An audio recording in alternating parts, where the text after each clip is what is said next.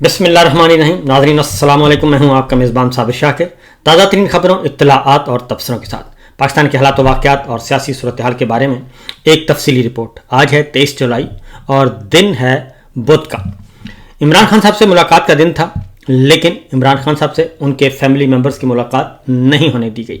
پہلے صرف ان کی بہن علیمہ خان پر پابندی تھی، اور کل ہم نے دیکھا کہ ڈاکٹر عظمیٰ اور ان کی دوسری بہن نورین نیازی، ان کی بھی ملاقات نہیں ہونے دی گئی. دوسری جانب پاکستان تحریک انصاف کے جو وکلا تھے، ان کی ملاقات کا دن تھا. 5 نام دیے ہوئے تھے، لیکن ان میں سے صرف اب ظہیر چودھری صاحب کی ملاقات ہو سکی اور کسی اور کی ملاقات نہیں ہوئی. اور البتہ کل جیل میں عمران خان اور بشرا بی بی کی ملاقات ہوئی، اور بشرا بی بی سے ان کی فیملی ممبرز کی ملاقات ہوئی، اور لیکن وہ ملاقات بھی محدود رہی. اور عمران خان صاحب نے جو پیغام دیا وہ بھی آپ کے ساتھ شیئر کرتے ہیں. دوسرا بڑا ایونٹ جو تھا وہ کل انسداد دہشت گردی کی عدالتیں تھیں، اور انتقام تھا، حسد تھا، بغض تھا. اس کے علاوہ اور کچھ نہیں تھا. جھوٹے بے بنیاد مقدمات ہیں، اور 9 مئی کے مقدمات ہیں، اور جھوٹے اس لیے ہیں کہ ان تمام لوگوں کو چھوڑ دیا گیا جنہوں نے پاکستان تحریک انصاف چھوڑی اور جنہوں نے عمران خان کو چھوڑا. ان تمام لوگوں کو بے گناہ قرار دے دیا گیا، اور ان پہ مقدمہ بھی درج نہیں ہوا، اور جن پہ مقدمات درج تھے وہ مقدمات بھی واپس لے لیے گئے. یعنی سیاسی انتقام اور سیاسی ایجنڈا، یہ تھا اس کا بنیادی مقصد. 9 مئی کا جو بیک گراؤنڈ ہے. دوسری جانب کل بھی جو سزائیں سنائی گئیں وہ بھی بالکل ایسے ہی تھیں کہ جیسے لکھا لکھایا فیصلہ تھا، صرف اوپر نام تبدیل کیا گیا تھا، اور باقی سب کو ایک ہی سزا 10 سال 10 سال اور 10 سال. کسی نے ہاتھ میں اگر پینسل اٹھائی تھی تب بھی 10 سال، کسی نے چپل پہنی ہوئی تھی 10 سال، کوئی سڑک سے سامنے سے گزرا 10 سال، کسی پہ الزام تھا دروازے کو ہاتھ لگانے کا 10 سال، اور جس کے خلاف کوئی گواہی نہیں تھی اس کو بھی 10 سال. تو یہ 10 سال کا ایک کل طے شدہ تھا جناب. 10 سال سزا سنانی ہے، اور 10 سال سزا اس لیے سنائی، وکلا یہ کہتے ہیں کہ اس لیے کہ اگر 5 سال اور 7 سال ہوتی تو ان کی ضمانت جلدی ہو جانی تھی.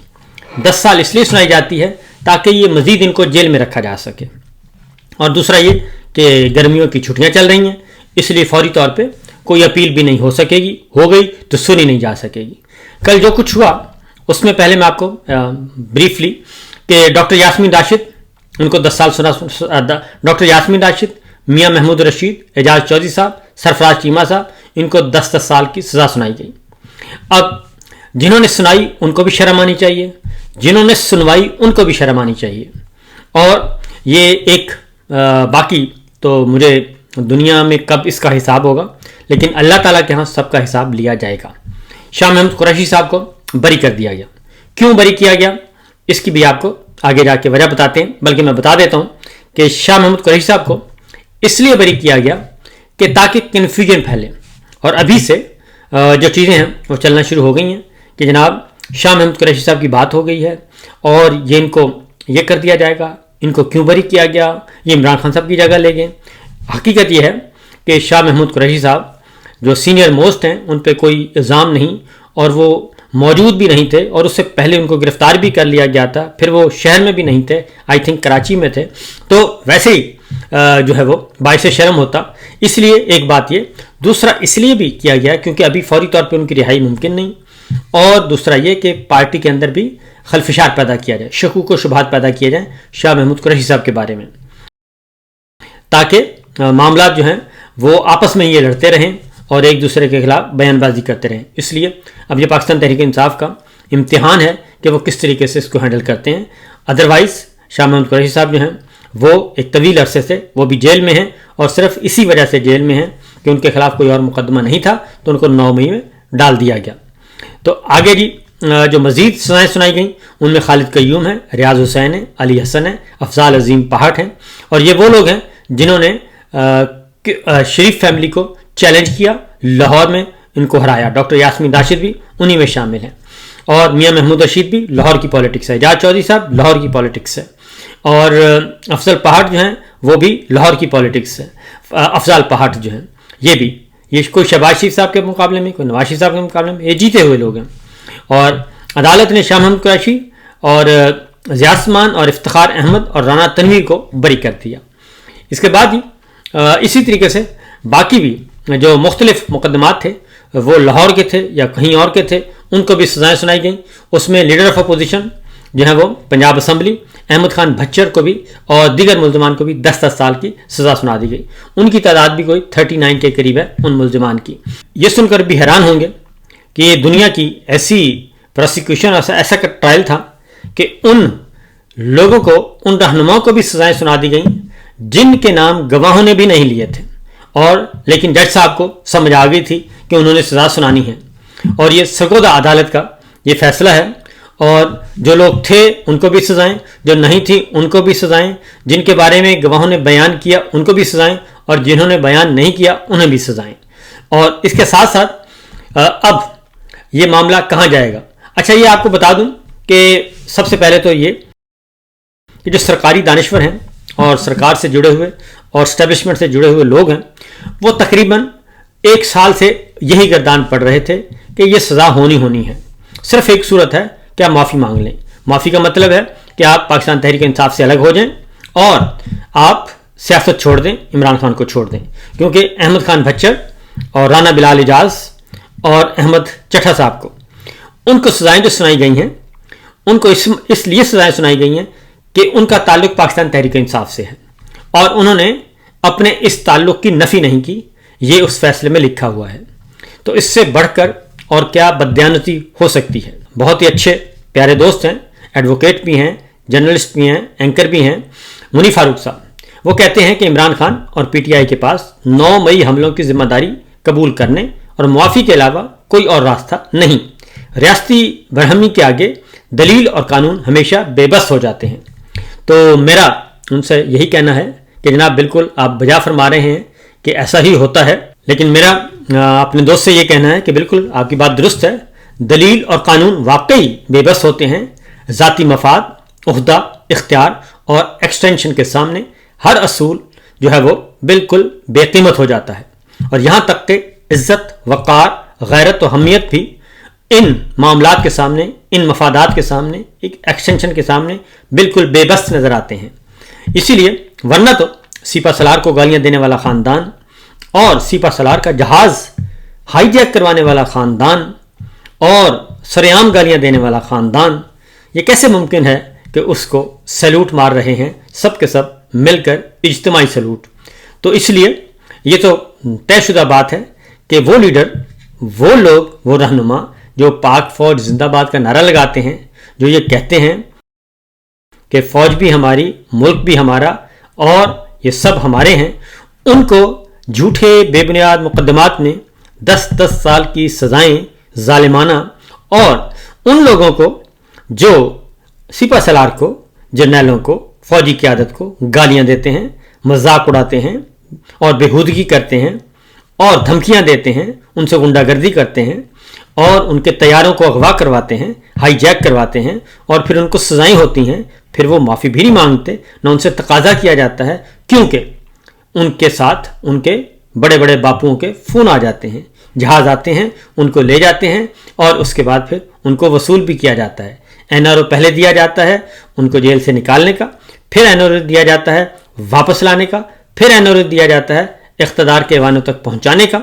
ये है, इसे कहते हैं ज़हनी पस्ती, ज़हनी ग़ुलामी और बैरूनी आकाओं के सामने सरबसजूद होना। तो इसलिए जनाब आप बिल्कुल दुरुस्त फरमा रहे हैं कि ऐसा ही होता है। अगर ये लोग बैत कर लेते, सरबसजूद हो जाते और हालत रुकू में चले जाते, तो बिल्कुल इनको भी यही कुछ होना था, क्योंकि इनके बहुत सारे जो एक ही गाड़ी में जो लोग सवार थे वो वज़ीर भी हैं, मुशीर भी हैं, सब कुछ हैं। तो इमरान खान साहब ने इस पर एक बात कही है। उन्होंने कहा जी कि हम खड़े हैं, न झुकेंगे न बिकेंगे, कौम के लिए आखिरी सांस तक खड़ा रहूँगा, ये मुश्किलात जल्द ख़त्म हो जाएंगी। 9 मई का फॉल्स फ्लैग ऑपरेशन भी इस्टेब्लिशमेंट की जानिब से ही किया गया था और इस रोज़ चौकियों से फौज और पुलिस हटाकर खुद ही आग लगाई गई और सीसीटीवी फुटेज भी चुराई गई। इमरान खान साहब ने यह भी कहा कि 9 मई के मुकदमात सियासी मुकदमात हैं और तहरीक इंसाफ से ताल्लुक़ रखने वाले अफराद को निशाना बनाने के लिए सीसीटीवी फुटेजेस गायब कर दी गई। मेरा पहले दिन से मुतालबा है कि 9 मई से मुतालिक सीसीटीवी फुटेज सामने लाई जाएं, ताकि दूध का दूध اور پانی کا پانی ہو سکے۔ لندن پلان کے تحت ہی 9 مئی بھی کروایا گیا، جس کا مقصد تحریک انصاف کو توڑنا اور ختم کرنا تھا۔ اس لیے جنہوں نے پریس کانفرنس کر دی وہ آزاد ہیں، جبکہ نظریے پر کھڑے رہنے والے آج بھی ناحق قید ہیں۔ اور عمران خان صاحب نے کہا کہ یہ دنیا کی، تو عمران خان صاحب نے کہا کہ جس کے پاس سی سی ٹی وی فوٹیج ہے، جس نے سی سی ٹی وی فوٹیج رکھی ہوئی ہے یا چوری کی ہے، وہی 9 مئی کے ذمہ دار ہیں، ہم نہیں ہیں۔ امجد خان ریاضی صاحب نے بہت اچھی بات کی ہے، انہوں نے کہا جی کہ ہم سے 180 نشستیں چھین لی گئیں، 76 مخصوص نشستیں چھین لی گئیں، عمران خان سمیت پارٹی لیڈرز اور کارکن جیلوں میں ہیں۔ ہم سے کہا جاتا ہے کہ صبر کریں، قوم اپنا مینڈیٹ ہمیں دیتی ہے، یہ کچھ اور کر لیتے ہیں، یہ بتائیں کہ یہ ہمیں کدھر لے کر جانا چاہتے ہیں۔ تو دوسری جانب جن لوگوں کو سزائیں ہوئی ہیں، جن رہنماؤں کو سزائیں ہوئی ہیں، انہوں نے بالکل ڈٹ کر کہا ہے کہ وہ کھڑے ہیں اور یہ سیٹیں، یہ عہدے کوئی حیثیت نہیں رکھتے، عزت اور وقار کے ساتھ انہوں نے جینا ہے اور سر اٹھا کر جینا ہے، اور یہ جھوٹے مقدمات اور بے بنیاد سزائیں ان کا عزم نہیں توڑیں گی۔ وہ عمران خان کو بھی نہیں چھوڑیں گے، پی ٹی آئی کو بھی نہیں چھوڑیں گے، اپنے اصولوں کو بھی نہیں چھوڑیں گے۔ اس لیے ان سے جو ہوتا ہے وہ کر لیں اور ہم اپنی بات پہ قائم رہیں گے۔ تو معاملہ یہ سب کچھ کیا ہے؟ یہ صرف ایک وجہ ہے جی، اور وہ ہے کہ کسی بھی طریقے سے اس ناجائز ابن ناجائز نظام کو بس یہ کہہ دیں کہ یہ جائز ہے۔ یہ ہو نہیں سکتا، یہ قیامت تک کوئی نہیں کہے گا کہ یہ نظام جائز ہے یا یہ نظام حلال ہے۔ اس کو حرام ہی کہا جائے گا، اس کو ناجائز ہی کہا جائے گا، جتنے مرضی جتن کر لیے جائیں۔ اور سب سے آخر میں ایک بات جو کہ بہت ضروری ہے، اور وہ یہ ہے جناب کہ لوگ اس کو کہہ رہے ہیں، وہ کہتے ہیں جناب دیکھیں 9 مئی کی سزائیں ہو گئیں اور یہ بہت ہی ایڈورس ہو رہا ہے۔ یہ ایڈورس نہیں ہو رہا، بلکہ پی ٹی آئی اور عمران خان اور ان کے اصول اور ان کا نظریہ آج بالکل ہار جاتا اگر وہ سب لوگ اس ناکردہ گناہ کی سزا پہ معافی مانگ لیتے۔ انہوں نے اپنے ناکردہ گناہوں پہ معافی نہیں مانگی، انہوں نے بہت ڈٹ کر کہا کہ یہ ہم نے نہیں کیا، اور ہم محض بادشاہ سلامت کی خوشنودی کے لیے ہم بالکل معافی نہیں مانگیں گے، آپ اپنا کام کریں اور ہم اپنا مقدمہ اللہ تعالیٰ پہ چھوڑتے ہیں۔ اللہ تعالیٰ کو منظور ہوا تو ہمیں انصاف ضرور ملے گا۔ اور مسئلہ یہی ہے کہ ڈکٹیٹرشپ کی کوئی عمر نہیں ہوتی، ڈکٹیٹرشپ کو فنا ہونا ہے، تباہ ہونا ہے، اور بالکل اس نے رسوا ہونا ہے۔ اور ڈکٹیٹر کبھی بھی نہ عزت سے آیا، نہ عزت سے گیا، اور نہ عزت سے وہ اس دنیا سے رخصت ہوا۔ اس کے حصے میں ہمیشہ رسوائی ہی رسوائی لکھی ہے۔